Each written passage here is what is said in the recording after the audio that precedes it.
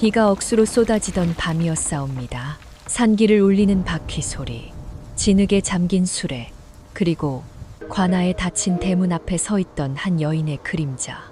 사람들은 훗날 그날을 두고 짐승 같은 힘이 아니라 사람의 마음이 세상을 뒤집은 밤이라 수군거려 싸웁니다. 허나 그 모든 일의 시작은 한 집안의 쌀독이 바닥난 그날로 거슬러 올라가옵니다. 호랑이 담배 피우던 시절이라 하진 못하오나 중종 연간 어느 해 경기도 변두리 석곡현이라 불리던 고을이 있었사옵니다.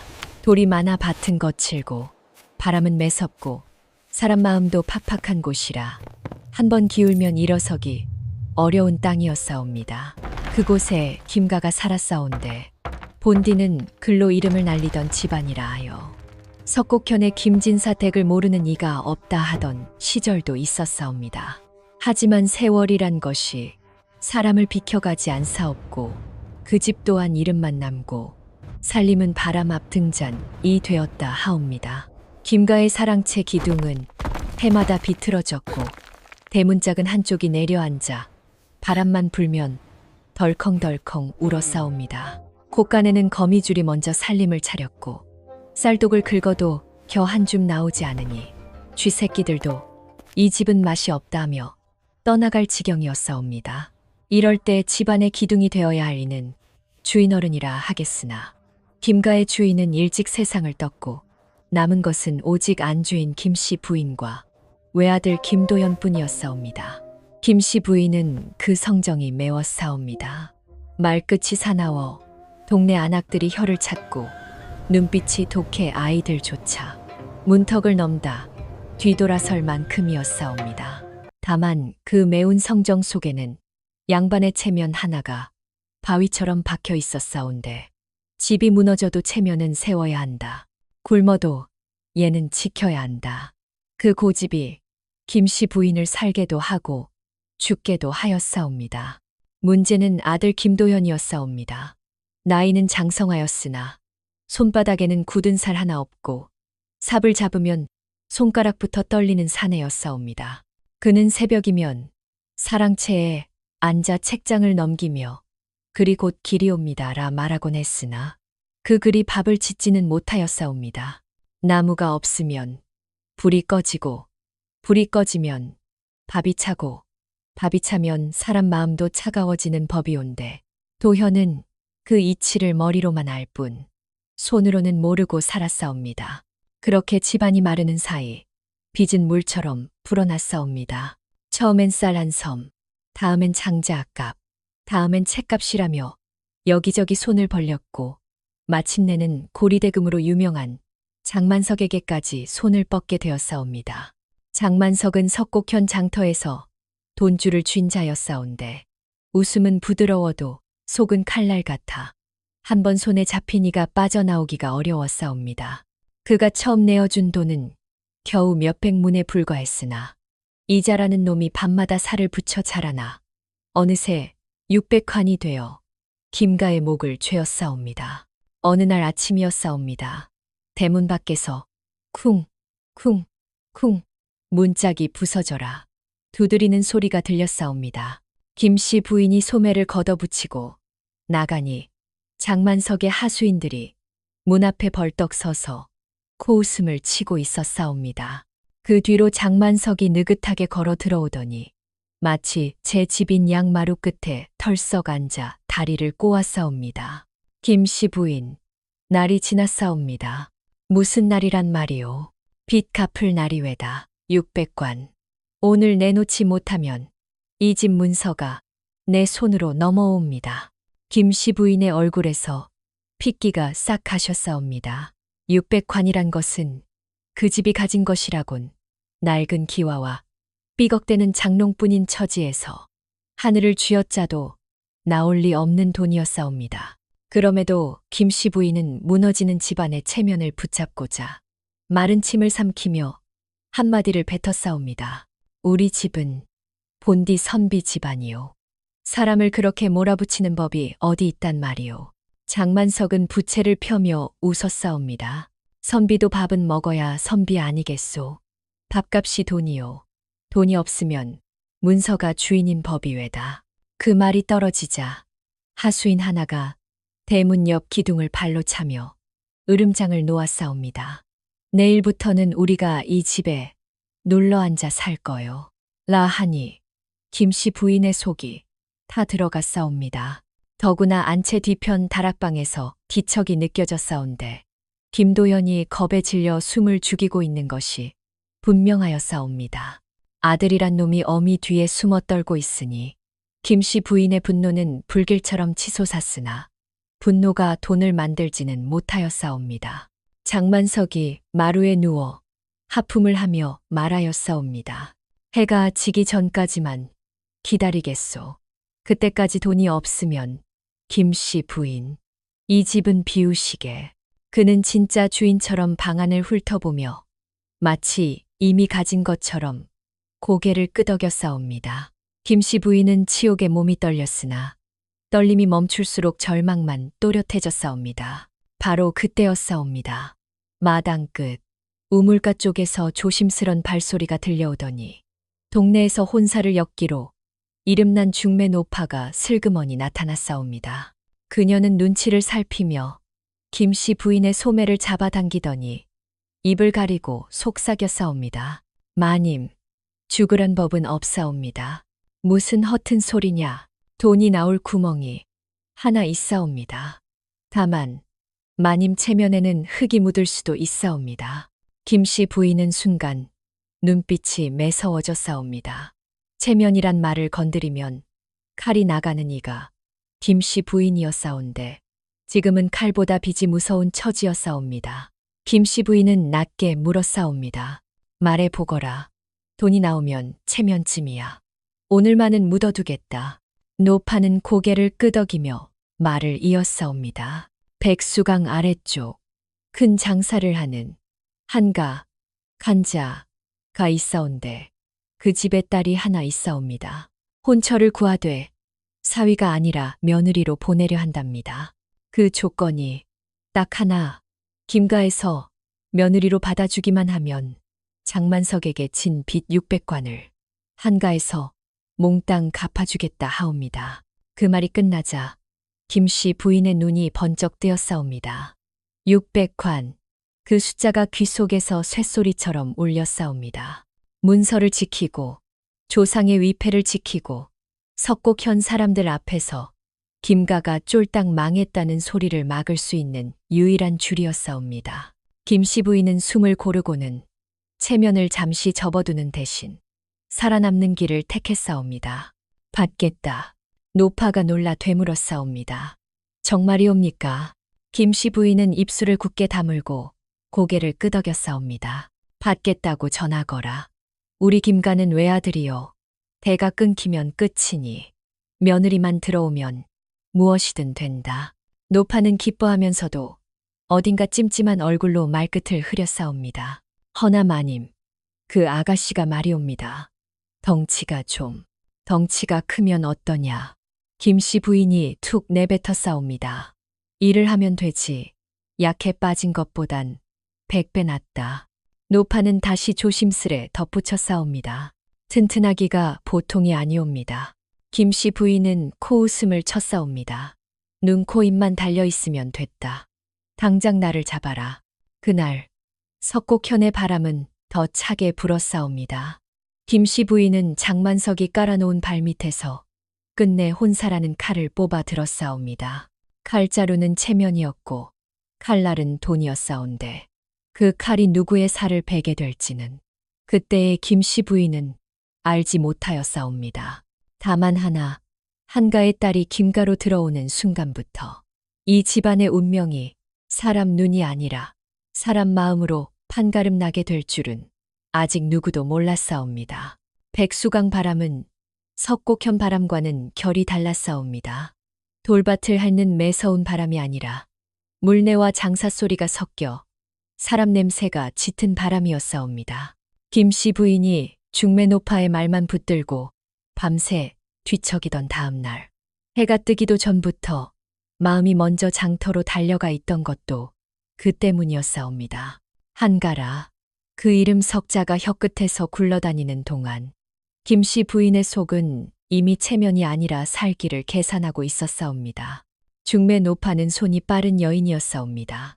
낮이 되기도 전에 백수강 아래쪽 큰 장터로 내려가 한가 대문 앞까지 사람을 불러 모아 소문을 흘렸사옵니다. 석곡현 김가가 며느리를 받는다더라. 그 말이 물길을 타고 번지면 장사꾼들의 귀는 금세 열리는 법이옵니다. 장사란 결국 정보로 밥을 먹는 것이라 한가의 사랑방에도 그 소문이 들어가지 않을 리 없었사옵니다. 백수강 연안에 자리한 한가, 간잡는 이름만 들어도 장터 사람들이 고개를 끄덕이던 집이었사옵니다. 비단 장사, 소금 장사, 곡식 장사, 손이 닿는 곳마다 돈이 붙는다 하여 돈이 썩어나는 집이라 수군거렸사옵니다. 대문 기둥은 새나무로 반듯했고 마당에는 장정들이 오가며 쌀가마니를 옮기고 사랑채에서는 주판 튕기는 소리가 하루 종일 끊이지 않았사옵니다.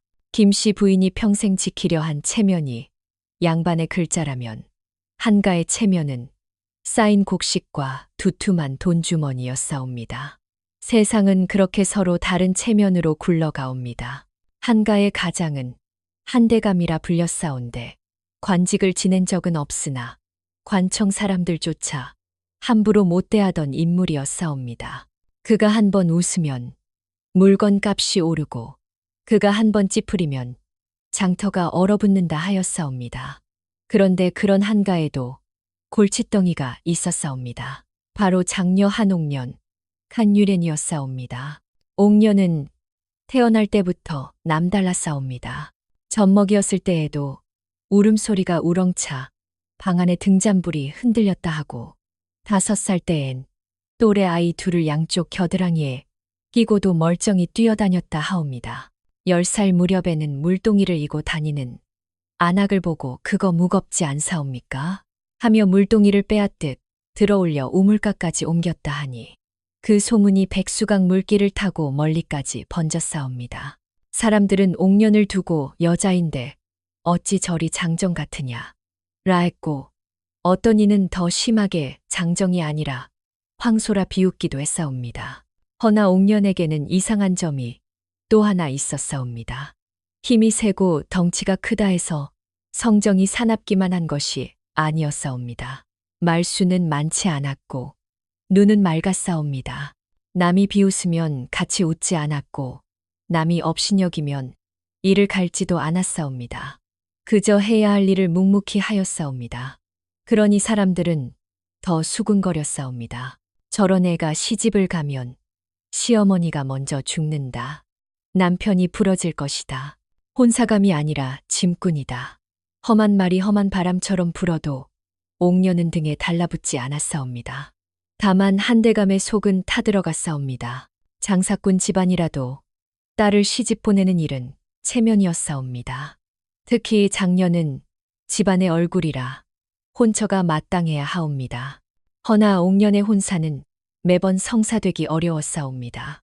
중매가 오면 말이 옵니다. 처음엔 다들 한가와 사돈을 맺으면 돈길이 열린다 하여 눈이 번쩍 뜨였사옵니다. 하지만 막상 옥년을 한번 보기만 하면 사내들이 입술이 바짝 마르며 뒤로 물러났사옵니다. 어깨가 떡 벌어지고 손바닥이 넓으며 한 걸음 걸을 때마다 마당 흙이 푹푹 꺼지는 그 기세에 장정들도 숨을 삼켰사옵니다. 아이고, 제가 감당할 사람이 아니옵니다. 이런 말이 입에서 절로 나왔사옵니다.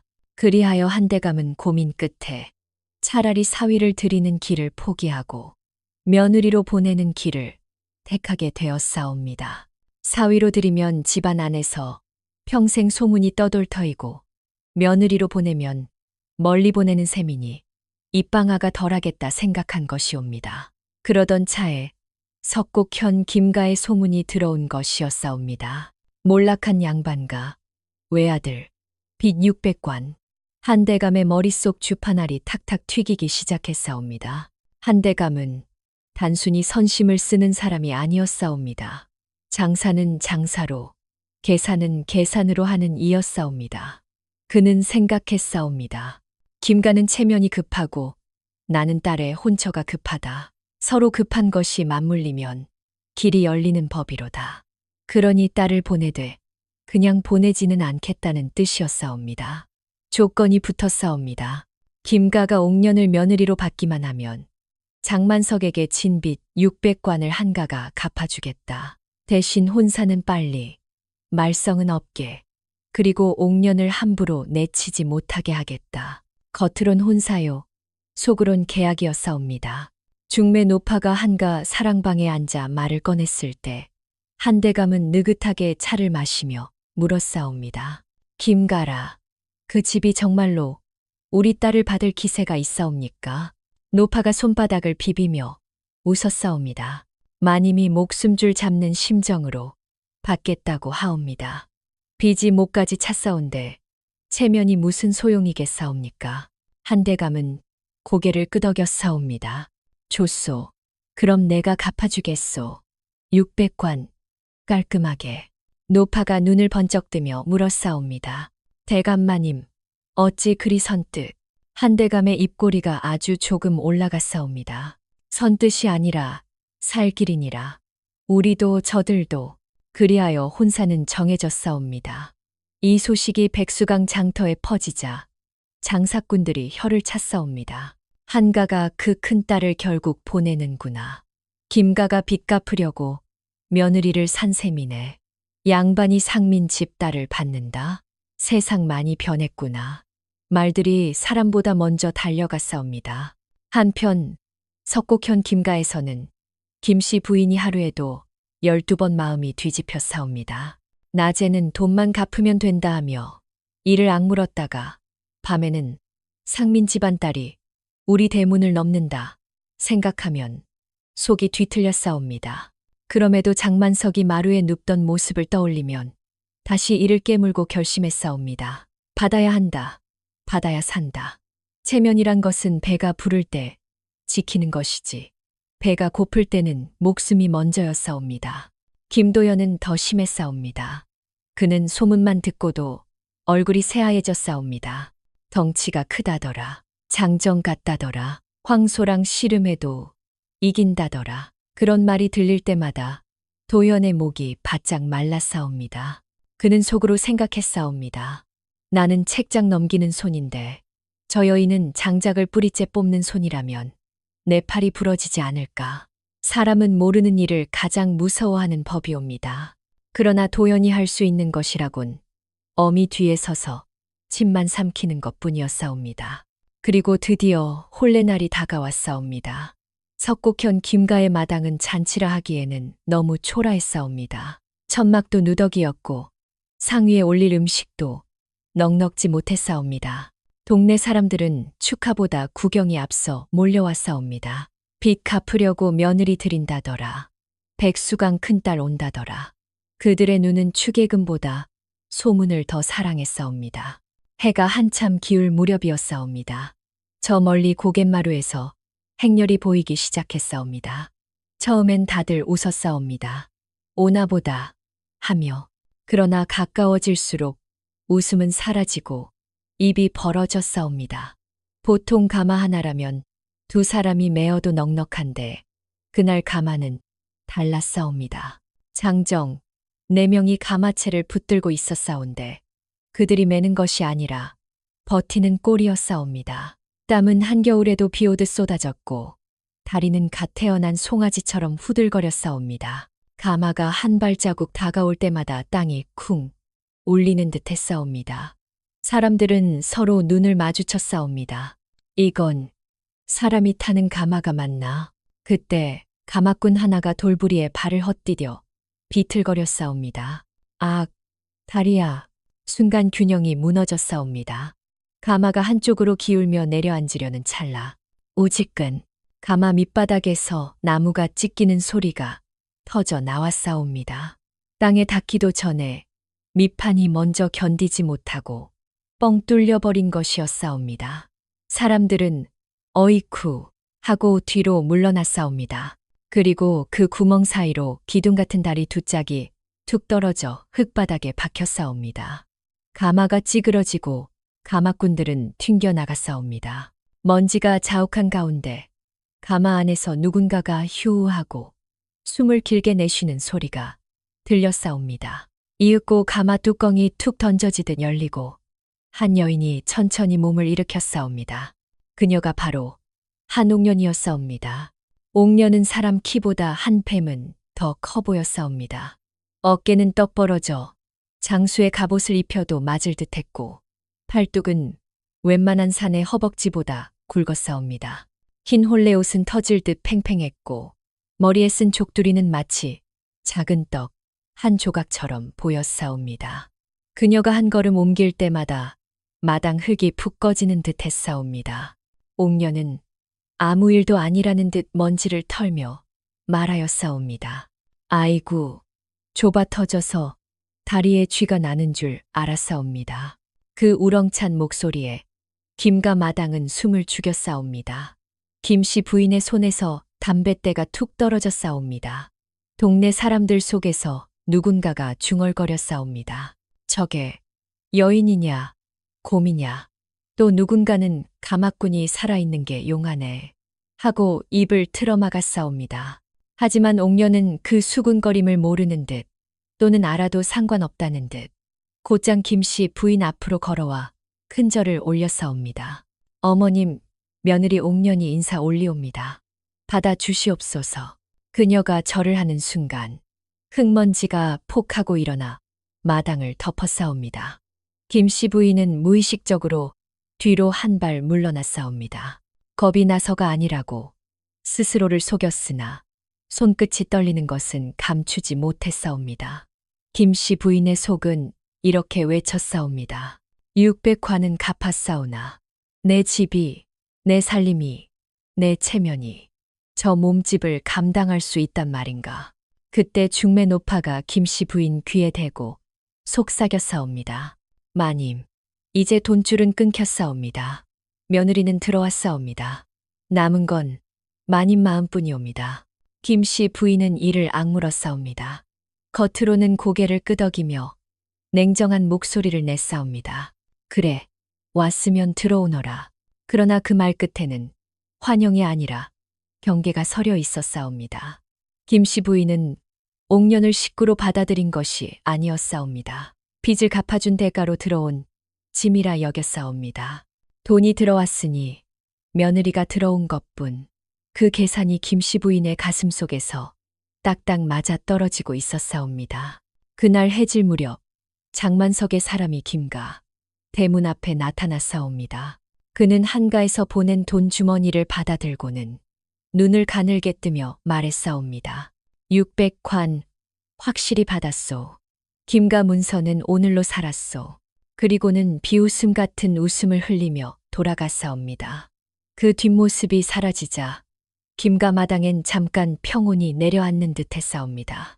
허나 그 평온은 깊은 물 아래 감춰진 돌처럼 무거웠사옵니다.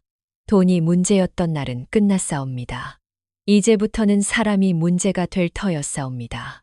김씨 부인이 제일 두려워한 것은 배고픔이었으나 바로 그보다 더 깊은 두려움이 서서히 고개를 들고 있었사옵니다.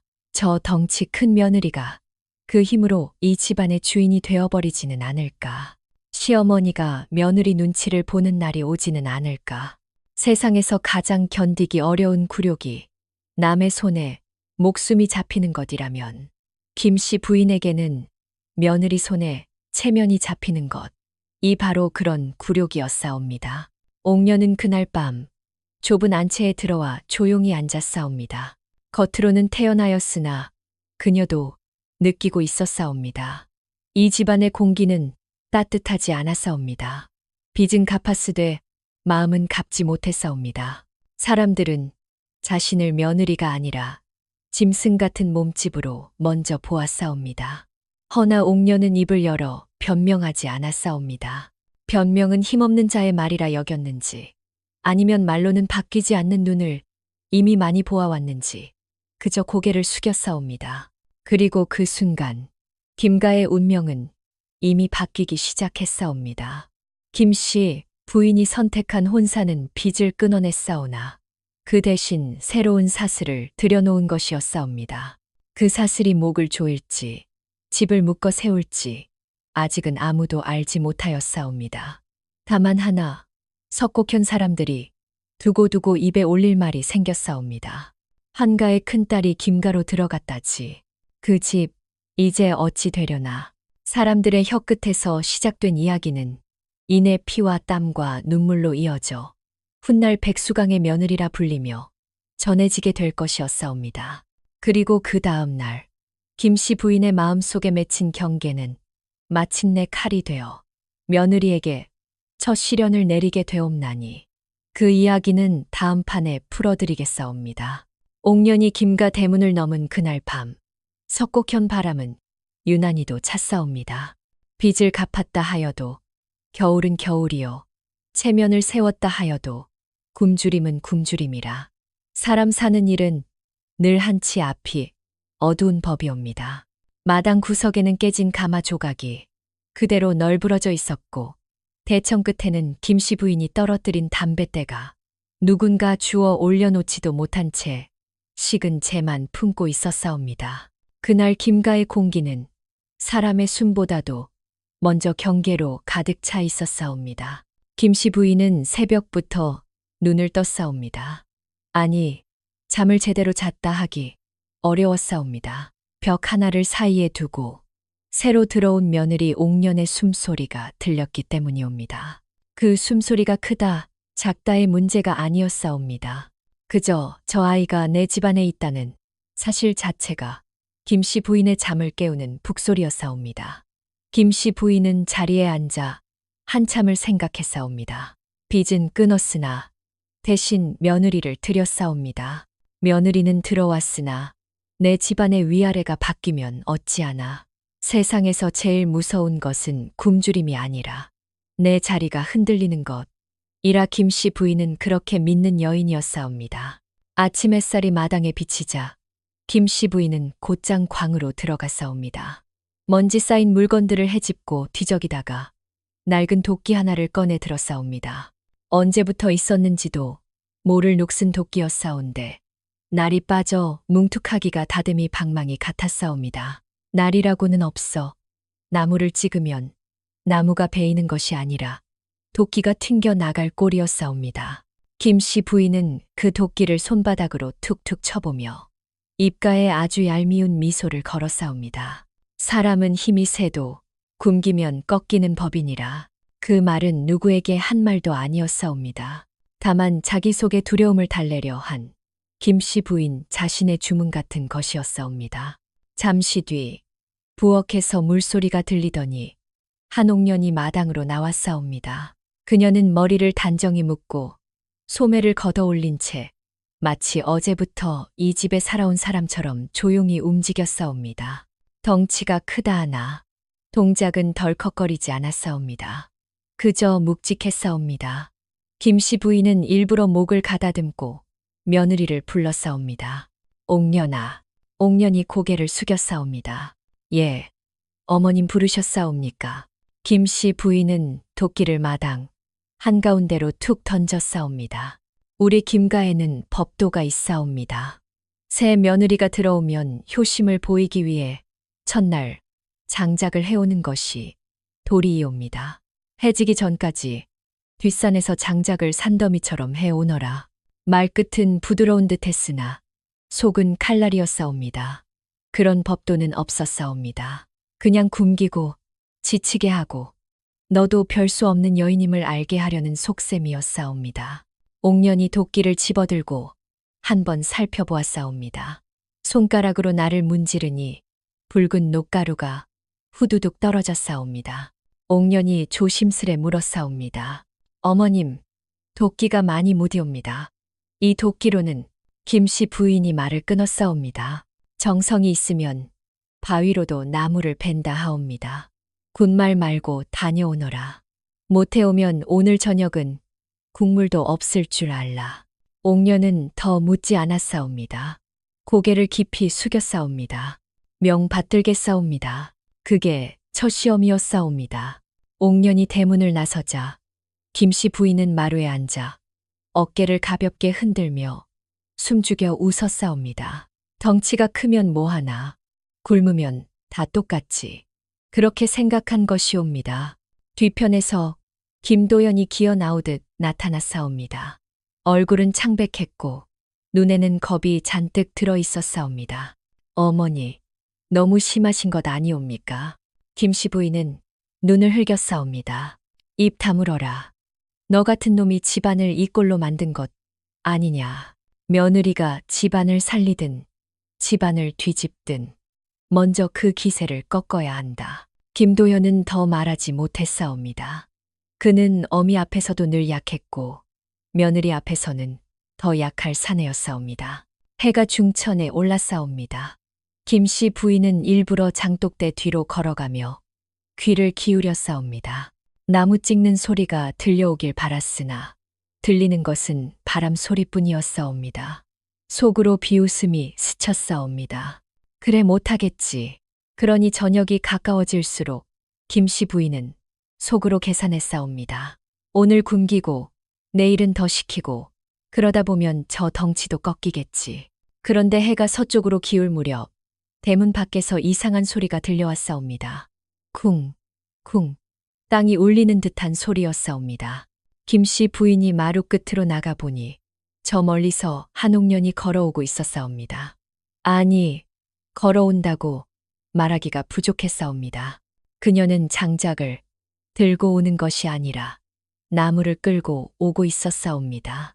옥년의 어깨에는 굵은 통나무 두어 그루가 걸쳐 있었고 양손에는 가지가 엮인 장작 꾸러미가 들려 있었사옵니다. 그것만으로도 충분히 놀랄 일이었사온데 더 놀라운 것은 그녀의 뒤로 이어진 나무 덤이었사옵니다. 마치 작은 수레라도 끌고 오는 듯 긴 가지들이 끌려오며 흙먼지를 일으켰사옵니다. 옥년이 문턱을 밟는 순간 낡은 문턱이 끼익하고 비명을 질렀사옵니다. 옥년은 숨을 고르며 말했사옵니다. 어머님, 장작해왔사옵니다. 그리고는 마당 한가운데에 나무들을 툭 내려놓았사옵니다. 쿵! 소리에 마당의 흙이 움찔했사옵니다. 김씨 부인은 입이 반쯤 열렸다가 얼른 다물었사옵니다. 놀란 기색을 보이는 것 자체가 지는 것이라 여겼기 때문이옵니다. 김씨 부인은 태어난 척 했사옵니다. 덩치값은 하긴 하누나 말은 그렇게 했으나 속으로는 싸늘했사옵니다. 저 힘이 내 집안에서 커지면 내 말이 먹히겠느냐. 김씨 부인의 두려움은 장작더미만큼 커졌사옵니다. 그러니 김씨 부인은 그날로 마음을 굳혔사옵니다. 하루 시켜서는 안 되겠다. 연달아 몰아붙여야 한다. 다음 날 김씨 부인은 새벽밥도 제대로 먹지 못하게 하고 옥년을 불렀사옵니다. 이번에는 물지개를 툭 던졌사옵니다. 옥년아, 뒷산 바위 틈에 물이 솟는 샘이 있사온데 거기서 물을 길어 오너라. 우물은 너무 편하니 새 며느리는 어려운 곳에서 길어야 마음이 낮아진다 하옵니다. 그 샘은 멀었사옵니다. 바위 틈이라 발도 미끄럽고 물길도 가늘어 물동이를 채우기도 힘든 곳이었사옵니다. 김씨 부인은 옥년이 몇 번 오가다 지쳐 주저앉기를 바랐사옵니다. 그래야 봐라. 너도 별 수 없다. 말할 수 있을 테니 말이옵니다. 옥년은 또 고개를 숙였사옵니다. 예, 다녀오겠사옵니다. 옥년은 물지개를 등에 지고 산길을 올라사옵니다. 날이 찼고 바위는 미끄러웠사옵니다. 발이 미끄러져도 옥년은 쓰러지지 않았사옵니다. 물을 채우기 어려워도 옥년은 성내지 않았사옵니다. 물동이가 흔들려 물이 쏟아져도 옥년은 다시 채웠사옵니다. 그녀의 등은 젖었고 손은 얼었사옵니다. 그러나 그녀는 내려왔사옵니다. 한 번이 아니었사옵니다. 여러 번이었사옵니다. 물지개가 마당에 닿을 때마다 김가의 빈 항아리들이 하나둘 차올랐사옵니다. 김씨 부인은 겉으로는 그래도 물은 채웠네 하고 고개를 끄덕였사옵니다. 그러나 속은 더 새까맣게 타들어갔사옵니다. 힘으로는 못 꺾겠다 생각한 것이옵니다. 그러면 무엇으로 꺾어야 하느냐. 사람의 마음을 꺾는 데는 일이 아니라 모욕이 제일이라 김씨 부인은 그쪽으로 칼을 돌리기 시작했사옵니다. 사흘째 되는 날이었사옵니다. 김씨 부인은 옥년을 불러 집 뒤편의 낡은 길을 가리켰사옵니다. 저기 폐사당이 하나 있사옵니다. 예전에 역병이 돌 때 버려진 곳이라 잡목이 우거져 짐승이 들끓는다 하옵니다. 그 뒤쪽 숲을 오늘 안으로 모조리 베어내고 길을 내어라. 우리 집안은 더러운 것을 가까이 두지 않사옵니다. 에타마세, 칸나세, 그곳은 동네 사람들도 꺼리는 곳이었사옵니다. 무덤 가까운 곳이라 밤이면 바람 소리도 괴이하고 낮에도 그늘이 깊어 발이 꺼림칙한 곳이었사옵니다. 김씨 부인은 옥년이 무서워서라도 주저할 것이라 여겼사옵니다. 겁을 먹고 물러서면 그때야말로 힘만 센 여인이라 깎아내릴 수 있을 터이니 말이옵니다. 허나 옥년은 또 고개를 숙였사옵니다. 명 받들겠사옵니다. 그날 옥년은 도끼도 아닌 낫과 굵은 손으로 잡목을 베기 시작했사옵니다. 나뭇가지가 얼굴을 후려쳐도 눈을 감지 않았사옵니다. 가시덤불이 팔을 긁어도 손을 멈추지 않았사옵니다. 날이 기울 때까지 그녀는 베고 또 베었사옵니다. 마침내 폐사당 뒤편에 사람이 지날 수 있는 길이 뚫렸사옵니다. 남편 김도연이 멀찍이 서 지켜보다가 자신도 모르게 침을 삼켰사옵니다. 저 힘이, 저 정성이 어찌 내 아내가 된단 말인가. 그런 생각이 스쳤사옵니다. 그러나 그 생각은 곧 두려움으로 바뀌었사옵니다. 저 힘이 나를 싫어하면 나는 한 줌 먼지로구나. 옥년이 집으로 돌아오자 그녀의 옷자락에는 흙이 묻었고 팔에는 긁힌 자국이 선명했사옵니다. 김씨 부인은 그 상처를 보고도 걱정하지 않았사옵니다. 오히려 속으로 좋다. 상처가 쌓이면 마음도 꺾이겠지라 생각했사옵니다. 하지만 김씨 부인이 놓친 것이 하나 있었사옵니다. 옥년의 마음은 상처로 꺾이는 마음이 아니었사옵니다. 그녀는 상처를 당연한 값으로 여기고 있었사옵니다. 저 집을 지키면 남편이 산다. 남편이 살면 어머님도 산다. 그 단순한 계산이 옥년의 마음을 움직이고 있었사옵니다. 그러니 옥년은 모욕을 모욕으로 받지 않았사옵니다. 해야 할 일로 받았사옵니다. 며칠이 지나자 김가에는 변화가 생겼사옵니다. 마당 구석에 장작이 쌓이니 밤마다 불이 꺼지지 않았사옵니다. 불이 꺼지지 않으니 방바닥이 차갑지 않았사옵니다. 항아리에 물이 차니 겨울에도 목이 마르지 않았사옵니다. 뒤편 길이 뚫리니 산짐승이 가까이 오지 않았사옵니다. 무엇보다도 예전엔 바람이 대문 틈으로 숭숭 들어와 방 안까지 휘젓고 갔는데 이제는 장작불 냄새가 그 바람을 이겨냈사옵니다. 집안의 온기라는 것이 아주 조금씩 돌아오기 시작했사옵니다. 그런데 이 온기가 누구에게서 시작되었는지 김씨 부인은 인정하지 않으려 했사옵니다. 인정하는 순간 마음의 주인이 바뀔까 두려웠사옵니다. 그러니 김씨 부인은 더 거칠게 말했사옵니다. 많이도 해치웠구나. 덩치가 그만하면 당연하지. 그 말은 칭찬이 아니라 너는 힘 말고는 아무것도 아니다라는 못이었사옵니다. 옥년은 그 못을 가슴에 박아두지 않았사옵니다. 그저 고개를 숙였사옵니다. 예, 어머님. 그 모습에 김씨 부인은 오히려 더 불안했사옵니다. 보통 여인이라면 울거나 억울해하거나 이를 갈았을 터인데 옥년은 아무 반응이 없었사옵니다. 아무 반응이 없다는 것은 마음이 꺾였다는 뜻일 수도 있지만 다른 뜻일 수도 있사옵니다. 김씨 부인은 그 다른 뜻을 깨닫지 못했사옵니다. 옥년의 침묵은 참음이었사옵니다. 그리고 참음은 언젠가 집안을 살리는 힘으로 바뀌는 법이옵니다. 그날 밤 김도연이 조심스레 며느리의 방문 앞에 섰사옵니다. 문을 두드릴 용기도 없고 돌아설 용기도 없어 한참을 서 있었사옵니다. 안에서는 옥년이 바느질을 하는지 천이 스치는 소리가 들렸사옵니다. 도연은 그 소리를 들으며 처음으로 생각했사옵니다. 내가 이 집안의 기둥이었어야 했는데 기둥이 되지 못했구나. 부끄러움이 목구멍까지 차올랐사옵니다. 하지만 부끄러움은 행동으로 옮기지 않으면 그저 숨막히는 돌덩이에 불과하옵니다. 그리고 김씨 부인은 그 돌덩이를 모른 채 또 다음 날의 시험을 준비하고 있었사옵니다. 며느리를 굶기고 지치게 하고 모욕해서 꺾으려 했으나 아이러니하게도 그 시험들은 하나같이 김가를 살찌우는 일만 하고 있었사옵니다. 불을 지피고 물을 채우고 길을 내니 집이 살아나고 있었사옵니다. 김씨 부인이 며느리에게 던진 도끼는 며느리의 길을 꺾는 도끼가 아니라 김가의 냉고를 깨는 도끼가 되어가고 있었사옵니다. 사람의 마음이란 참으로 우습사옵니다. 도움을 받으면서도 고마움을 모르는 마음이 가장 오래갑니다. 그러나 그 마음도 언젠가는 꺾이는 날이 오나니 그 꺾임은 누군가의 말이 아니라 누군가의 피와 땀 앞에서 이루어지는 법이옵니다. 김씨 부인이 그 사실을 깨닫는 날이 올지 오지 않을지 그때는 아직 아무도 알지 못했사옵니다.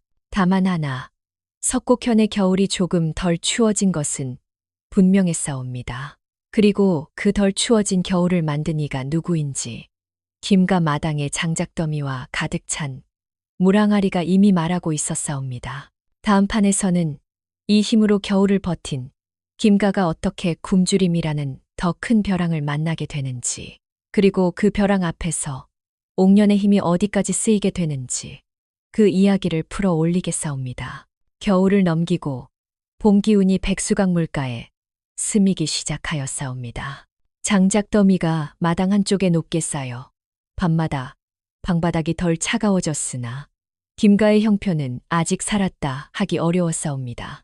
불은 장작으로 떼면 되나 배는 곡식으로 채워야 하옵니다. 한철만 흉년이 들어도 사람은 다시 굶주림으로 떨어지는 법이니 김씨 부인이 속으로 더 두려워한 것은 바로 그 보리고개라는 놈이었사옵니다. 김씨 부인은 겉으로는 매서운 얼굴을 하고 있었사오나 속은 밤마다 쥐처럼 갉아먹혔사옵니다. 장작은 있다. 물도 있다. 하지만 곡식이 없다. 땅은 돌밭이다. 김가의 논밭은 몇 해를 묵혀 잡초와 자갈이 무성했사옵니다. 소 한 마리만 있어도 쟁기질을 할 텐데 소 살 돈이 없었사옵니다. 김도연이 삽자루를 들고 나가 보았다가 땅을 찍는 족족 삼날이 튕겨오고 손바닥에 물집만 잡혀 돌아온 것도 그 때문이옵니다. 그날 오후 김도연은 대청 끝에 걸터 앉아 멍하니 손바닥을 바라보고 있었사옵니다. 물집이 터져 피가 비치는데도 그보다 더 붉게 타는 것은 부끄러움이었사옵니다. 내가 집안의 사내인데 그 생각이 머릿속을 맴돌았사옵니다. 그러나 부끄러움이란 놈은 사람의 등을 밀어 일으키기도 하나 때로는 사람을 더 움츠러들게도 하옵니다. 김도연은 바로 그 움츠러듦에 길들어 있던 사내였사옵니다. 그때 마당 구석에서 돌멩이를 만지작거리던 한 옥년이 조용히 일어섰사옵니다. 옥년은 말이 길지 않은 여인이었사옵니다. 그러나 그녀가 한마디를 꺼낼 때면 그 한마디가 돌처럼 묵직하게 떨어졌사옵니다. 어머님, 김씨 부인이 고개를 돌렸사옵니다. 무슨 일이냐? 옥년이 마당을 가리키며 말했사옵니다. 땅이 굳었으니 갈아엎어야 하옵니다. 씨를 뿌리면 곡식이 나옵니다. 김씨 부인은 코웃음을 쳤사옵니다. 말은 쉽다. 소가 없지 않느냐. 사람이 무슨 수로 저 돌밭을 갈아엎느냐. 옥년은 잠시 고개를 숙였다가 담담히 대답했사옵니다. 소가 없으면 사람이 하면 되옵니다. 그 말에 김씨 부인의 입가가 비틀렸사옵니다. 허풍이로구나 하고 속으로 생각했사옵니다. 동네 사람들도 그렇게 생각했사옵니다. 하지만 옥년은 허풍을 부리지 않았사옵니다. 그녀는 말보다 먼저 몸을 움직였사옵니다. 옥년은 창고로 들어가 먼지 뒤집어 쓴 낡은 쟁기를 꺼내왔사옵니다. 원래는 소의 목에 멍에를 걸어 끄는 물건이었사오나 옥년은 멍에를 자신의 목과 어깨에 얹었사옵니다. 멍에가 옥년의 넓은 승모근 위에 딱 맞게 걸렸사옵니다. 마치 그 멍에가 원래부터 그 자리를 기다렸던 것처럼 말이옵니다. 김도현이 놀라 벌떡 일어섰사옵니다. 아니, 그게 무슨... 옥년이 김도현을 바라보며 짧게 말했사옵니다. 서방님, 뒤에서 손잡이를 잡으시옵소서. 땅이 뒤집히려면 쟁기가 곧게 가야 하옵니다. 김도현은 얼굴이 붉어졌다가 희어졌다가 하였사옵니다. 사내가 며느리 뒤에 매달려 쟁기 손잡이를 잡는다는 것은 마을 사람들 눈에 얼마나 우스운 꼴이겠사옵니까? 그러나 김도현이 지금 택할 수 있는 것은 체면이 아니라 생존이었사옵니다. 그는 떨리는 손으로 쟁기 손잡이를 잡았사옵니다. 옥년이 숨을 들이마시더니 땅을 박차고 나갔사옵니다. 과가구지근 그 순간 벌어진 광경은 마치 겁을 먹고 갈라지는 것 같았사옵니다. 옥년이 한 걸음 나아갈 때마다 단단히 굳은 흙이 두부처럼 쪼개져 뒤집혔사옵니다. 땅속에 박혀있던 자갈과 돌덩이가 튀어올라 마치 팝콘처럼 사방으로 튀어싸웁니다. 뒤에서 쟁기를 잡은 김도연은 걷는 것이 아니라 옥년의 속도에 끌려 종이장처럼 휘청거리고 있었사옵니다. 동네 사람들이 담장 너머로 몰려들었사옵니다. 저 며느리가 정말 쟁기를 끄네. 사람이 소노릇을 하다니 저게 사람이냐 황소냐 수군거림이 퍼져사옵니다. 그러나 옥년은 듣지 못했사옵니다. 아니 들어도 상관하지 않았사옵니다. 그녀는 땅을 갈아엎는 일에만 집중했사옵니다. 이 땅이 살아야 이 집이 산다는 것을 알고 있었기 때문이옵니다. 그렇게 반나절이 지났사옵니다. 보통 소 한 마리가 하루 종일 걸릴 밭고랑을 옥년은 해가 기울기도 전에 끝내버렸사옵니다. 돌받치던 땅이 뒤집혀 검은 흙이 드러났사옵니다. 김씨 부인은 마루 끝에서 그 광경을 보며 입술을 꽉 깨물었사옵니다. 저 힘이 없었으면 우리는 그 생각이 목구멍까지 올라왔으나 김씨 부인은 삼켰사옵니다. 고마움을 입 밖으로 내는 순간 자존심이 무너질까 두려웠사옵니다. 그날부터 김가의 삶은 달라졌사옵니다. 옥년은 밭을 갈았사옵니다. 김씨 부인은 씨앗을 찾아냈사옵니다. 살아야 한다는 절박함이 마침내 집안 사람들을 움직이게 한 것이옵니다. 옥년이 만든 고랑에 보리씨가 뿌려졌사옵니다.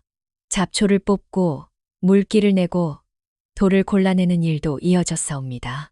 옥년의 손이 닿는 곳마다 땅은 조금씩 땅답게 변해갔사옵니다. 여름이 오자 보리 이삭이 올라왔사옵니다. 처음엔 한 줌이라도 아쉬운 형편이라 그 푸른 이삭이 마치 금빛처럼 보였사옵니다. 김씨 부인은 겉으로는 여전히 퉁명스럽게 말했사옵니다. 많이도 자랐구나. 너 힘이 세니 당연하겠지. 그러나 그 말끝이 전처럼 칼날만은 아니었사옵니다. 그녀는 어느새 며느리가 없으면 하루도 버틸 수 없음을 알고 있었사옵니다. 말은 차갑게 하였으나 밥상 위에는 조금씩 더 많은 밥이 올라가기 시작했사옵니다. 옥년의 밥그릇이 늘 큰 것이 되는 날이 많아졌사옵니다. 그것이 김씨 부인의 서툰 인정이었사옵니다. 가장 크게 변한 것은 김도연이었사옵니다. 처음엔 쟁기 손잡이를 잡고도 얼굴을 들지 못하던 사내였사온데 어느 날부터는 옥년이 멍에를 매기 전에 먼저 나가 쟁기를 닦기 시작했사옵니다. 옥년이 돌을 골라내면 김도연이 그 돌을 한쪽으로 옮겼사옵니다. 옥년이 고랑을 내면 김도연은 그 고랑을 곱게 잡았사옵니다. 그의 손은 여전히 약했사오나 눈빛은 조금씩 달라지고 있었사옵니다. 김도연은 어느 날 밤 대청에 앉아 혼잣말처럼 중얼거렸사옵니다. 부끄럽사옵니다. 김씨 부인이 흠칫하여 물었사옵니다. 무엇이 부끄럽다는 게냐? 저웬 것스. 김도연이 고개를 숙인 채 답했사옵니다. 내가 사내로 태어나 내 집안 하나 살리지 못하고 아내의 등 뒤에서 숨었사옵니다. 김씨 부인은 그 말을 듣고도 꾸짖지 않았사옵니다. 오히려 잠시 말이 막혔사옵니다. 내가 이 아이를 이렇게 만들었나 하는 생각이 스쳤사옵니다. 그러나 김씨 부인은 그 생각도 입 밖으로 내지 않았사옵니다. 그녀는 늘 그렇듯 마음속에서만 뉘우치고 겉으로는 날카롭게 살아온 여인이었사옵니다. 시간이 더 흐르자 김가의 곳간이 조금씩 채워지기 시작했사옵니다. 처음엔 바닥이 보이던 쌀독에 보리가 들어갔고 그 보리가 다시 쌀을 부르는 씨앗이 되었사옵니다. 장터에 내다 팔 것이 생기자 김씨 부인의 눈빛도 달라졌사옵니다. 우리가 다시 일어설 수도 있겠구나. 그 희망이 보리 이삭 사이로 자라났사옵니다. 마을 사람들도 김가를 다시 보게 되었사옵니다. 예전에는 빚 갚으려고 며느리 산 집이라 비웃던 사람들이 이제는 김가 담장 밖에서 곡식이 난다더라. 장작이 쌓였다더라. 올해 보릿고개는 김가가 먼저 넘겠네 하고 수근거렸사옵니다. 가난하던 집에 곡식 냄새가 나기 시작하면 사람들의 혀끝도 달라지는 법이옵니다. 그러나 사는 일이 늘 그렇사옵니다. 한 집이 조금 살아난다는 소문은 따뜻한 바람만 불러오지 않사옵니다. 탐욕스러운 귀도 함께 열리옵니다. 곡간이 차면 누군가는 그 곡간을 노리옵니다. 김가가 다시 사람답게 살게 되었다는 소문은 담장을 넘어 더 험한 곳으로 흘러가고 있었사옵니다. 바로 그 무렵 석곡현 관아의 사랑방에서도 술잔이 돌고 있었사옵니다. 그 술잔을 돌리는 손에는 사람을 살리는 손이 아니라 사람을 잡아먹는 손이 있었사옵니다. 그리고 그 손이 김가의 곡간을 떠올리며 웃기 시작했사옵니다.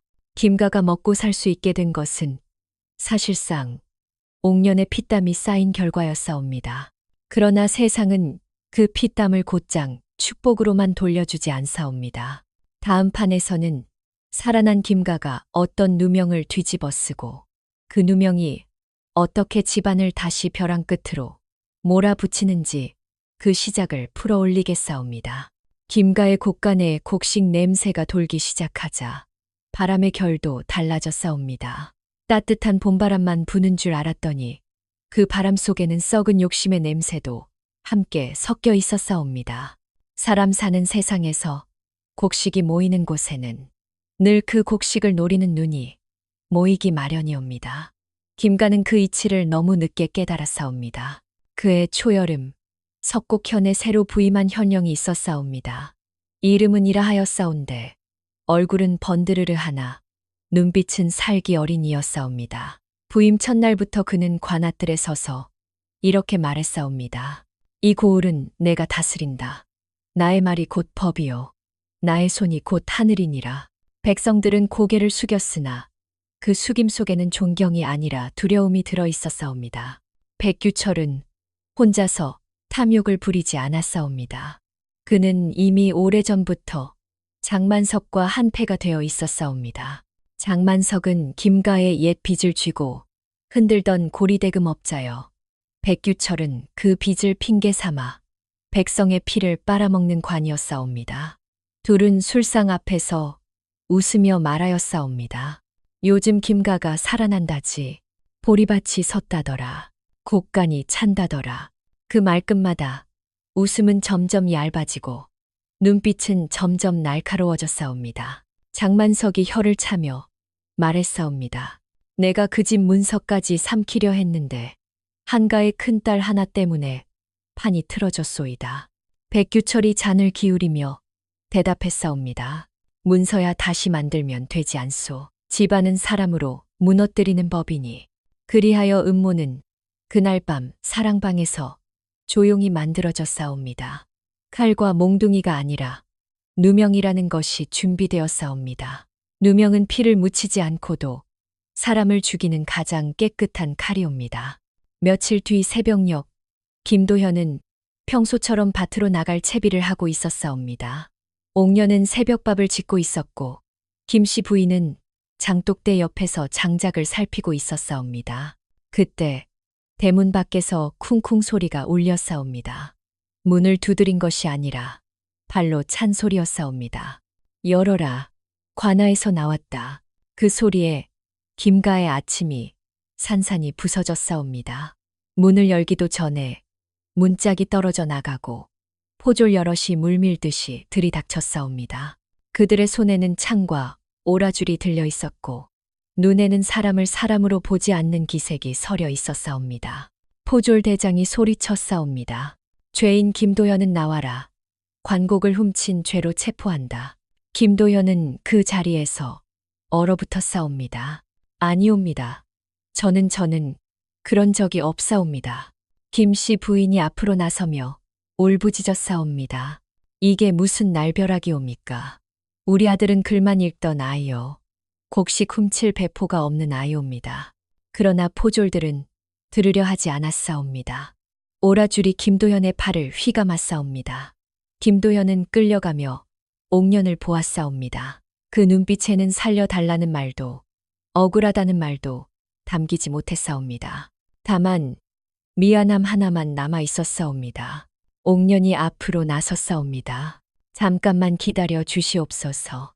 무슨 증거로? 포졸 대장이 창끝을 들어 옥년을 가리켰사옵니다. 입 다물어라. 덩치 큰 년이 수상하니 너도 함께 묶을까? 그 말에 김씨 부인이 비명을 질렀사옵니다. 아니다. 아니다. 며느리는 죄가 없소이다. 옥년은 그제야 멈췄사옵니다. 더 나서면 남편의 죄가 더 커질 것을 본능적으로 알았기 때문이옵니다. 힘이 있어도 쓸 수 없는 때가 있사옵니다. 그때의 힘은 칼보다 위험하옵니다. 김도현은 그렇게 끌려갔사옵니다. 마당에는 부서진 문짝과 흙먼지, 그리고 김씨 부인의 울음만 남았사옵니다. 내 아들아, 내 아들아. 울음은 하늘로 올라가지 못하고 마당 바닥에 쏟아졌사옵니다. 그날로 김가는 다시 벼랑 끝에 섰사옵니다. 김씨 부인은 정신을 잃었다. 깨어나기를 반복했사옵니다. 관하로 달려가 보았으나 문 앞에서 쫓겨났사옵니다. 돈을 들고 가려 해도 돈이 없었사옵니다. 세를 쓸 만한 인맥도 없었사옵니다. 빚은 갚았으되 권력은 손에 쥔 적이 없었사옵니다. 김씨 부인은 그제야 깨달았사옵니다. 돈이 없어도 살 수는 있으나 힘이 없으면 억울하게도 죽을 수 있다는 것을 말해옵니다. 며느리 옥년은 그 모든 광경을 말없이 지켜보았사옵니다. 그녀의 얼굴은 돌처럼 굳어 있었사옵니다. 울지 않았사옵니다. 소리치지 않았사옵니다. 그러나 그 눈빛만은 달랐사옵니다. 그 눈빛에는 처음으로 분노가 담겨 있었사옵니다. 남편이 끌려가는 모습을 보았을 때도, 시어머니가 땅에 쓰러져 우는 모습을 보았을 때도 그 분노는 조용히 쌓이고 있었사옵니다. 밤이 되자 김씨 부인은 며느리 앞에 무너져 앉았사옵니다. 옥년아, 이제 어찌하면 좋겠느냐. 우리 집안이 끝이구나. 그 말은 그동안 입 밖으로 내지 않던 진심이었사옵니다. 며느리를 하인처럼 부리던 시어머니가 처음으로 며느리에게 살기를 묻는 순간이었사옵니다. 옥년은 한참을 말하지 않았사옵니다. 그러다 낮게 입을 열었사옵니다. 어머님, 아직 끝나지 않았사옵니다. 김씨 부인이 흐느끼며 고개를 들었사옵니다. 무엇이 남았단 말이냐? 옥년은 곡간 쪽을 바라보았사옵니다. 쌀이 남았사옵니다. 김씨 부인의 얼굴이 더 창백해졌사옵니다. 쌀이라니, 그걸로 무엇을 하겠느냐? 그놈들이 그걸 노리고. 옥년의 목소리가 조금 단단해졌사옵니다. 그렇사옵니다. 그 쌀이 있어야 서방님을 살릴 수 있사옵니다. 김씨 부인은 그 말의 뜻을 아직 헤아리지 못했사옵니다. 그러나 옥년의 눈에는 이미 길이 보이고 있었사옵니다. 힘으로 밭을 갈아 집안을 살렸듯 이번에는 그 힘으로 목숨을 걸어야 할 때가 왔음을 알고 있었사옵니다. 다만 이번 싸움은 땅과의 싸움이 아니라 권력과의 싸움이었사옵니다. 그리고 그 싸움은 피를 흘리지 않고는 건널 수 없는 싸움이옵니다. 한편 관아에서는 백규철이 장만석과 마주 앉아 웃고 있었사옵니다. 김도현 놈, 겁에 질려 있겠지. 머지않아 집안 곡식이 전부 관아로 들어올 것이옵니다. 그래, 법이란 것이 원래 그런 것이니라. 그 웃음은 오래가지 못할 웃음이었사옵니다. 그들은 아직 알지 못했사옵니다. 김가에 들어온 며느리 한옥년이 지금껏 한 번도 진짜 힘을 써본 적이 없다는 사실을 말이옵니다. 그 힘은 장작을 패고 밭을 가는 힘이 아니라 사람의 운명을 끌어당기는 힘이었사옵니다. 김가는 절망의 바닥에 떨어졌사옵니다. 남편은 옥에 갇혔고 집안은 대가 끊길 위기에 놓였사옵니다. 그러나 바로 그 바닥에서 옥년의 결심은 돌처럼 굳어지고 있었사옵니다. 다음 판에서는 이 여인이 어떤 선택을 하고 어떤 대가를 치르며 남편의 목숨을 건져 올리게 되는지 그 피비린내 나는 여정을 풀어 올리겠사옵니다. 그날 밤 석곡현 하늘은 낮부터 심상치 않았사옵니다. 바람은 방향을 잃고 골짜기를 헤집었고 구름은 산허리를 짓누르듯 내려앉았사옵니다. 마치 이 고을에 닥칠 일을 미리 아는 듯 하늘부터 숨을 죽이고 있었사옵니다. 관아에서는 판결이 내려졌사옵니다. 아니, 판결이라기보다 거래였사옵니다. 백규철 현령은 김도현을 형틀 앞에 세워두고 느릿하게 입을 열었사옵니다. 죄는 중하나 아직 목을 베라 명하지는 않겠노라. 내일 정오 해가 중천에 오르기 전까지 쌀 40가마를 관아 마당에 바친다면 이 사건을 다시 살펴보겠다 하노라. 그 말은 살길처럼 들렸으나 실은 죽음과 다를 바 없는 길이었사옵니다. 40가마라 하면 장정열이 하루 종일 들어야 할 분량이요. 그것도 평지라면 모를까. 김가에서 관아까지는 이라 불리는 험한 고개를 넘어야 하옵니다. 더구나 그날 밤부터 폭우가 예보되어 있었사옵니다.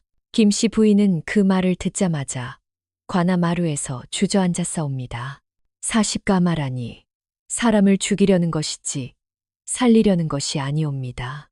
울음은 이미 말이 되지 못했사옵니다. 관아를 나와 집으로 돌아오는 길 빗방울이 하나둘 떨어지기 시작했사옵니다. 김씨 부인은 비를 맞으며 중얼거렸사옵니다. 끝이다. 이제 정말 끝이다. 그때까지도 김씨 부인은 몰랐사옵니다. 이 밤이 김가의 명주를 가르는 밤이 될 줄을 말이옵니다. 집에 돌아오자 옥녀는 이미 모든 말을 들은 듯 곡간 앞에 서 있었사옵니다. 곡간 문은 굳게 닫혀 있었고 그 안에는 김가가 살아남기 위해 피땀으로 모은 쌀이 쌓여 있었사옵니다. 김씨 부인은 며느리 앞에서 고개를 들지 못했사옵니다. 옥녀나, 미안하다. 내가 너를 그렇게 부려먹고도 이제 와서 너에게 이 짐을. 옥녀는 고개를 저었사옵니다. 어머님, 사과하실 일 아니옵니다. 그리고는 조용히 곡간 문을 열었사옵니다. 쌀가마니들이 어둠 속에서도 희미하게 드러났사옵니다. 하나하나가 옥년의 손으로 키운 밭에서 나온 것이었사옵니다. 그녀는 잠시 그 가마니들을 바라보다가 낮은 목소리로 말했사옵니다. 40가마 제가 옮기겠사옵니다. 김씨 부인이 깜짝 놀라 외쳤사옵니다. 미쳤느냐?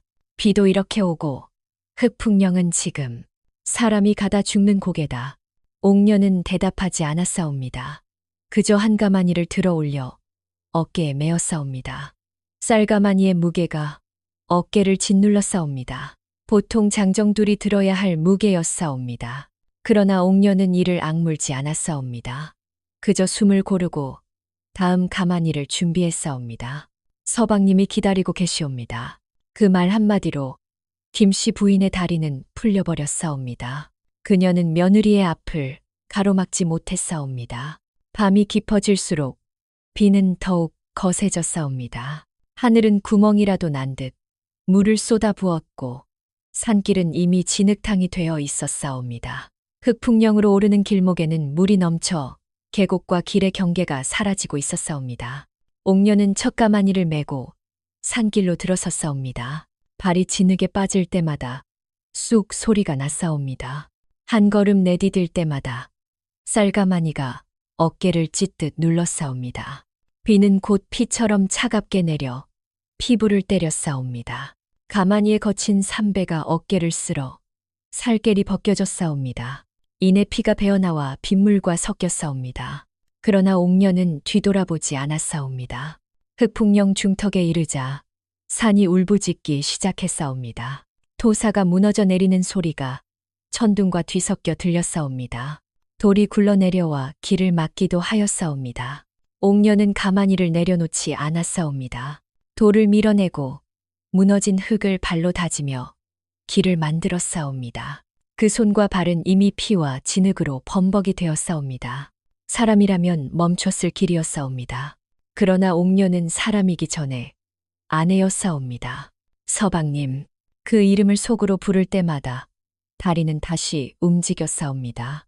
한 번으로 끝낼 수 없었사옵니다. 옥년은 흑풍령을 오르내리기를 반복했사옵니다. 비는 그칠 줄 몰랐고 밤은 끝날 줄 몰랐사옵니다. 10가마, 20가마, 30가마를 넘길 즈음 옥년의 어깨에서는 더 이상 피가 흐르지 않았사옵니다. 이미 감각이 사라졌기 때문이옵니다. 마지막 가마니를 메었을 때 옥년은 잠시 하늘을 올려다 보았사옵니다. 번개가 산등성이를 가르며 내리쳤사옵니다. 그 빛 속에서 그녀의 얼굴은 더 이상 젊은 여인의 것이 아니었사옵니다. 짐승도 신도 아닌 결심 그 자체의 얼굴이었사옵니다. 정오가 가까워질 즈음 관아 마당에 무거운 발소리가 울렸사옵니다. 젖은 가마니 하나가 바닥에 떨어졌사옵니다. 그리고 또 하나, 또 하나, 포졸들이 놀라 고개를 들었사옵니다. 비와 피와 진흙에 뒤덮인 한 여인이 마지막 가마니를 어깨에서 내려놓고 있었사옵니다. 그 여인이 바로 한옥년이었사옵니다. 그녀는 숨을 고르며 말했사옵니다. 40가마 다 가져왔사옵니다. 그 말과 함께 옥년은 그대로 무릎을 꿇었사옵니다. 비는 여전히 내리고 있었사옵니다. 그러나 그 비 속에서 김가의 운명은 이미 다른 길로 흘러가기 시작했사옵니다. 다음 판에서는 이 피와 땀으로 쌓은 쌀이 과연 정의를 부를 것인지 아니면 또 다른 칼이 될 것인지 그 마지막 갈림길을 풀어 올리겠사옵니다. 비는 그칠 줄을 몰랐사옵니다. 그러나 관아 마당에는 이미 비보다 더 무거운 기운이 내려앉아 있었사옵니다. 정오가 가까워질수록 사람들의 발걸음이 하나둘 관아 쪽으로 모여들었사옵니다. 김가 며느리가 쌀을 가져온다더라. 흑풍령을 넘었다더라. 소문은 비보다 빠르게 번졌고 사람들의 호기심은 두려움과 뒤섞여 공기처럼 퍼져 있었사옵니다. 백규철 현령은 관아 대청에 앉아 있었사옵니다. 비단 도포는 말끔했으나 그의 손끝은 잔을 쥔 채 미세하게 떨리고 있었사옵니다. 그는 입으로는 태연한 척하였으나 속으로는 이미 계산을 끝내고 있었사옵니다. 40가마를 못 채우면 목을 벤다. 채우면 곡식은 내 것이 된다. 어느 쪽이든 손해는 없다고 여겼사옵니다. 장만석 역시 대청 한켠에 서서 비를 피해 웃음을 삼키고 있었사옵니다. 그의 눈에는 이미 김가의 곡간이 관아 창고로 옮겨지는 장면이 어른거리고 있었사옵니다. 그때였사옵니다. 관아 대문 밖에서 땅을 울리는 소리가 들려왔사옵니다. 쿵! 비와 섞인 진흙 위로 쌀가마니 하나가 던져지듯 떨어졌사옵니다. 포졸들이 고개를 돌렸사옵니다. 이어서 또 하나, 또 하나, 쿵! 쿵! 소리는 점점 규칙적으로 이어졌사옵니다. 사람들의 숨이 떼섰사옵니다. 대문이 활짝 열리자 한 여인이 서 있었사옵니다. 머리는 풀어져 진흙과 빗물에 엉겨 붙어 있었고 옷은 피와 흙으로 원래 색을 알 수 없을 지경이었사옵니다. 어깨에는 삼배가 찢겨 살이 드러나 있었고 그 살 사이로 핏물이 빗물과 함께 흘러내리고 있었사옵니다. 그 여인이 바로 한옥년이었사옵니다. 옥년은 아무 말도 하지 않았사옵니다. 그저 어깨에 메고 온 가마니를 하나씩 내려놓았사옵니다. 던지는 것도 아니고 놓는 것도 아니었사옵니다. 떨어뜨린다는 말이 어울렸사옵니다. 가마니가 바닥에 닿을 때마다 관아마당에 돌바닥이 울렸사옵니다. 그 소리에 맞춰 사람들의 심장도 함께 울렸사옵니다. 하나, 둘, 누군가가 속으로 숫자를 세고 있었사옵니다. 20가마를 넘기자 백규철의 눈썹이 미세하게 꿈틀거렸사옵니다. 30가마를 넘기자 장만석의 웃음이 굳었사옵니다. 그리고 마침내 40, 마지막 가마니가 떨어졌사옵니다. 관아 마당은 정적에 잠겼사옵니다. 비 소리조차 잠시 멀어진 듯 했사옵니다. 옥년은 그제야 고개를 들었사옵니다. 그녀의 눈은 충혈되어 있었으나 흔들리지 않았사옵니다. 40가마 약조대로 가져왔사옵니다. 그 목소리는 쉬어 있었으나 또렷했사옵니다. 이제 제 서방의 죄를 다시 살피시옵소서. 백규철은 잠시 말을 잃었사옵니다. 그는 이렇게까지 될 줄은 몰랐사옵니다. 사람은 넘지 못할 고개를 넘지 못하는 법이라 믿었사옵니다. 그러나 그 믿음이 지금 마당 한가운데서 피와 진흙으로 서 있는 여인 앞에서 무너지고 있었사옵니다. 그때 관아 밖에서 또 다른 소리가 들려왔사옵니다. 이번에는 쌀 떨어지는 소리도 천둥 소리도 아니었사옵니다. 말발굽 소리였사옵니다. 일정하고 흔들림 없는 소리였사옵니다. 포졸 하나가 다급히 외쳤사옵니다. 사또, 관아 밖에. 그 말이 끝나기도 전에 한 사내가 비를 가르며 관아 안으로 들어섰사옵니다. 그의 옷차림은 수수했으나 허리에 찬 물건 하나가 달랐사옵니다. 그것은 마패였사옵니다. 순간 관아의 공기가 얼어붙었사옵니다. 사내가 마패를 높이 들어 보이며 말했사옵니다. 암행어사 이성아, 리청, 왕명을 받들고 이 고을에 들었노라. 그 한마디에 백규철의 얼굴에서 핏기가 빠져나갔사옵니다. 장만석은 본능적으로 한 발 물러났사옵니다. 암행어사는 관아 마당을 천천히 둘러보았사옵니다.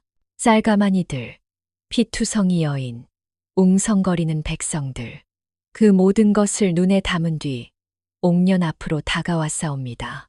이 쌀은 어디서 났느냐? 옥년이 고개를 숙여 답했사옵니다. 제 손으로 갈아엎은 밭에서 났사옵니다. 제 어깨로 옮겨왔사옵니다. 어찌하여 일이 되었느냐? 옥년은 잠시 침묵하다가 낮게 말했사옵니다. 억울한 누명을 벗기려 왔사옵니다. 이성학은 고개를 끄덕였사옵니다. 그리고는 돌연 백규철을 향해 몸을 돌렸사옵니다. 현령 백규철. 그 이름이 불리는 순간 백규철의 다리가 흔들렸사옵니다. 그대는 백성에게 관곡을 훔쳤다 누명을 씌우고 그 곡식을 갈취하려 하였느냐. 백규철은 급히 무릎을 꿇으며 외쳤사옵니다. 아니옵니다. 이 모든 것은 법에 따른 입 다물라. 이성학의 목소리는 크지 않았으나 칼날 같았사옵니다. 그는 포졸들을 향해 손을 들어 명했사옵니다. 곡간 기록을 가져오라. 관곡 출납 장부를 대조하라. 그리고 그는 장만석을 가리켰사옵니다. 저 자를 묶어라. 장만석의 비명을 질렀사옵니다. 소인은 그저 장사꾼일 뿐이옵니다. 사또와는 그러나 그의 말은 끝까지 가지 못했사옵니다. 포졸들이 달려들어 오라줄을 씌웠사옵니다. 관아 마당에서 처음으로 정의가 소리를 내며 움직이기 시작했사옵니다. 백성들은 숨을 죽이고 그 광경을 지켜보았사옵니다. 누군가는 눈물을 흘렸고 누군가는 이를 악물었사옵니다. 그동안 말없이 눌려있던 억울함이 쌀가마니처럼 하나둘 드러나고 있었사옵니다. 이성학은 마지막으로 옥년을 바라보았사옵니다. 그대의 힘은 돌을 깨는 힘이 아니라 억울함을 밝히는 힘이로다. 그리고는 크게 외쳤사옵니다. 김도현의 죄는 허위로 밝혀졌노라. 당장 옥문을 열어라. 그 말이 떨어지자 관아 안쪽에서 쇠문 여는 소리가 울렸사옵니다. 그 소리는 김가의 절망을 끊는 소리였사옵니다. 옥년은 그제야 무릎을 꿇었사옵니다. 힘이 풀려서가 아니었사옵니다. 하늘과 땅 앞에 할 일을 다했음을 알리는 절이었사옵니다. 백규철과 장만석은 포박된 채 관아 밖으로 끌려나갔사옵니다. 비는 여전히 내리고 있었으나 그 비는 더 이상 차갑게 느껴지지 않았사옵니다. 사람들은 서로를 바라보며 중얼거렸사옵니다. 인과가 있구나. 하늘이 보고 있었구나. 그날 석곡현 사람들은 두고두고 이 일을 이야기하게 되었사옵니다. 피로 옮긴 쌀 40가마가 거짓을 무너뜨리고 진실을 드러낸 날이라 하여 사람들은 이 이야기를 이렇게 불렀사옵니다. 공당 앞에 먼저 선 것은 관이 아니라 백성의 땀이었다. 그리고 이제 마지막 판이 남아 있었사옵니다. 옥년의 삶은 이로써 끝이 아니었사옵니다. 시어머니의 마음은 어떻게 바뀌게 될지, 이 집안은 어떤 이름으로 기억될지, 그 모든 결말을 다음 이야기에서 풀어 올리겠사옵니다. 관아의 쇠문이 열리고 김도현이 햇빛 아래로 걸어 나왔사옵니다. 옥에 갇혀있던 며칠이었으되 그 며칠은 한 사람의 삶을 송두리째 바꾸기에 충분한 시간이었사옵니다. 얼굴은 수척했고 손목에는 아직 포승줄의 자국이 남아 있었사옵니다. 그러나 그의 발걸음은 전보다 단단했사옵니다.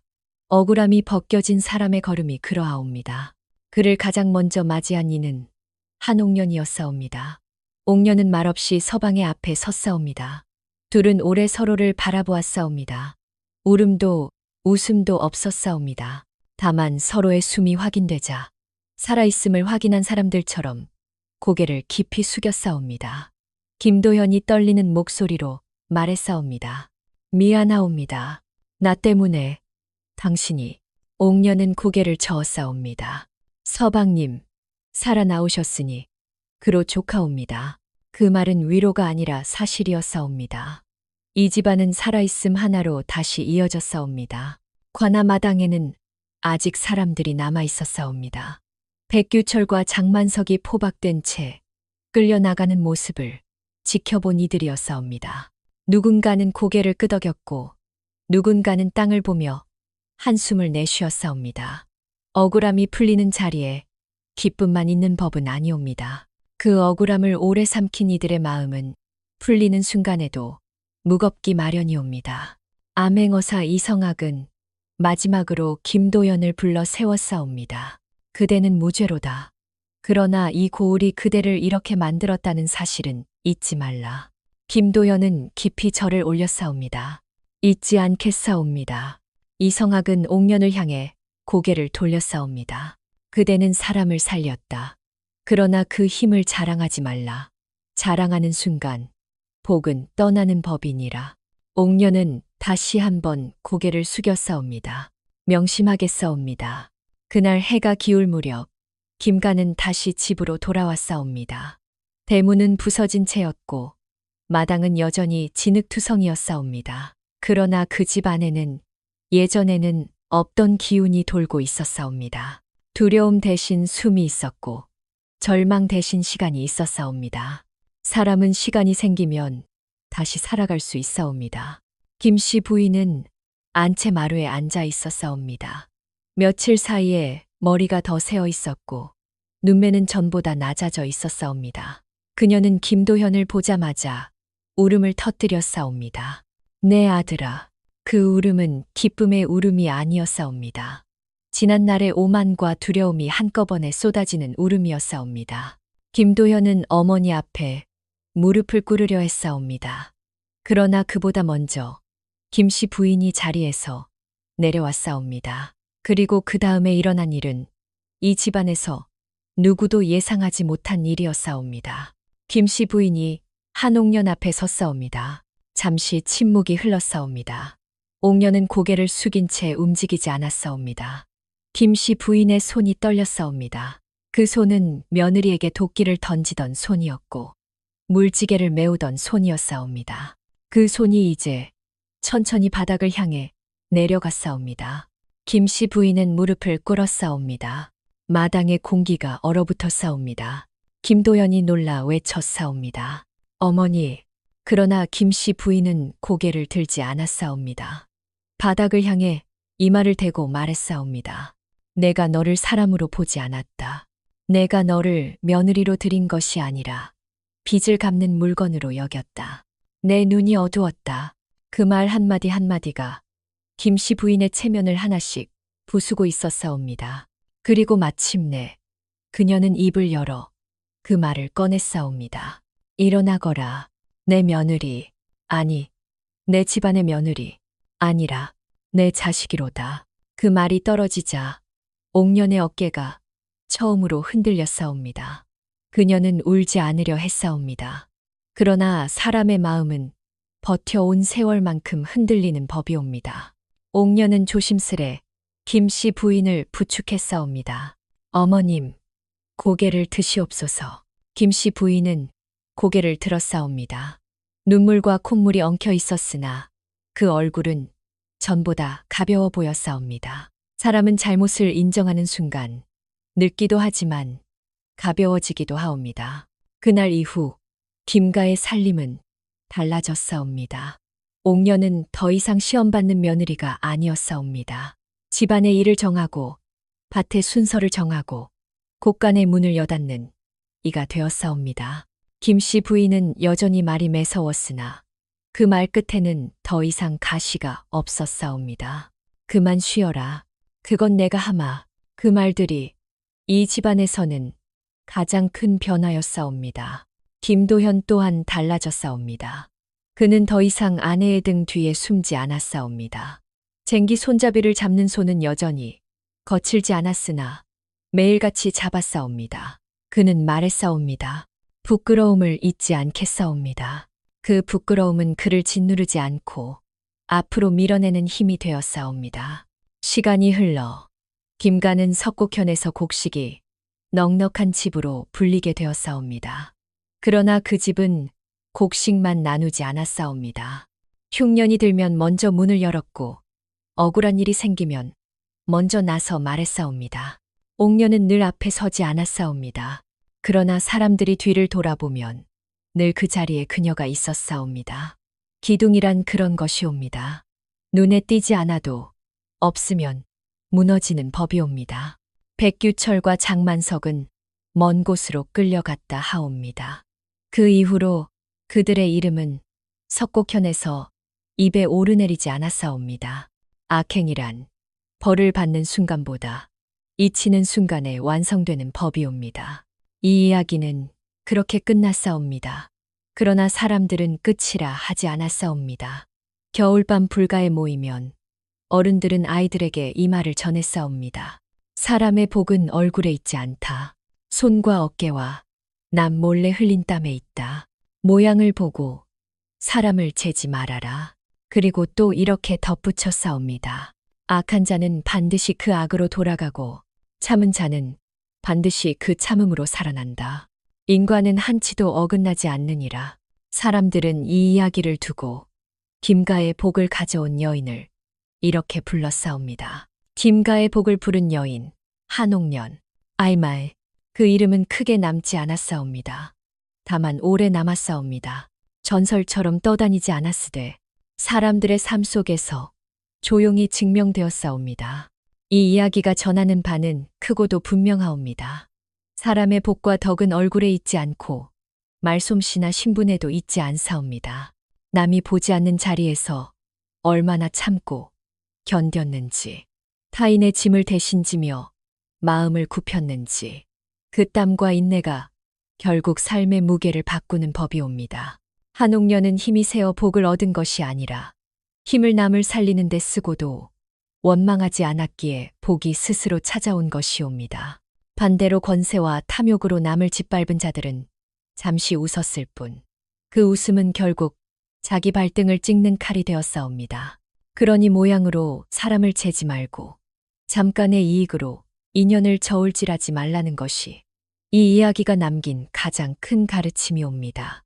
인과는 느릴 뿐 한 번도 길을 잃지 않사옵니다. 이 이야기가 마음에 남으셨다면 부디 한 번의 좋아요로 뜻을 보태주시고 누군가에게 전하고 싶으시다면 공유로 인연을 이어주시옵소서. 그리고 앞으로도 이러한 옛 이야기와 사람 사는 이야기를 계속 듣고 싶으시다면 구독으로 곁을 지켜주시면 감사하겠사옵니다. 여러분의 작은 손길 하나가 또 다른 이야기를 세상 밖으로 불러내는 힘이 되옵니다.